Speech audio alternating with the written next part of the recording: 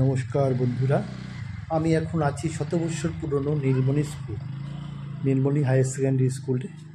এখানটাতে একটা relief camp তৈরি করা হয়েছে, অর্থাৎ রিলিফ ক্যাম্প খোলা হয়েছে।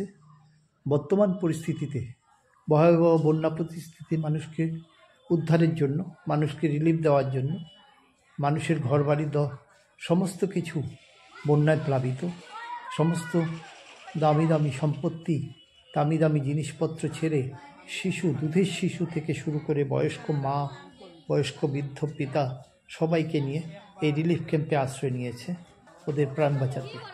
সেই রিলিফ ক্যাম্পে ওরা যতটুকু সম্ভব ঘর দুয়ারের জিনিসপত্র নিয়ে এখানটায় এসছে। দেখুন, শিশু থেকে বয়স্ক লোক সবাই এই রিলিফ ক্যাম্পে প্রত্যেকটা রুমে, নীলমণি স্কুলের প্রত্যেকটা রুমে অবস্থান করছে। ওদের সাথে আলাপ করে জানতে পারলাম গতকাল রাতে ওদেরকে গভর্নমেন্ট প্রশাসনের তরফ থেকে কিছু চিরা, গুড় এবং আমুল তাজা সাপ্লাই করা হয়েছিল। আর প্রশাসনের তরফ থেকে কিছু এখনও পর্যন্ত দেওয়া হয়নি, আশা করি একটু পরেই দেওয়া হবে। তবে সকালবেলা রামকৃষ্ণ মিশন থেকে কিছু সাহায্য এখানটায় করা হয়েছে, রিলিফ দেওয়া হয়েছে। তাতে এরা খুব খুশি এবং খুব রামকৃষ্ণ মিশনের খুব প্রশংসা করলো এবং গভর্নমেন্টের সহযোগিতার কথাও বলল। দেখুন, বয়স্ক মহিলা থেকে সবাই এই রিলিফ ক্যাম্পে আশ্রয় নিয়েছে।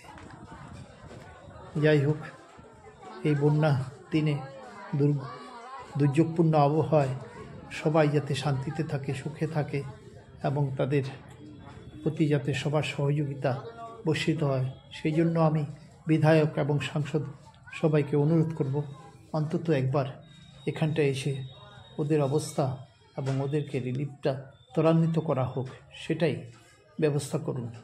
তাছাড়া কিছু ওষুধপত্রেরও প্রয়োজন এই সময়টাতে। ধরুন, জ্বর, সর্দি, কাশি ইত্যাদির কিছু ওষুধ এখানটা যাতে ব্যবস্থা করা হয়। ধন্যবাদ সবাই।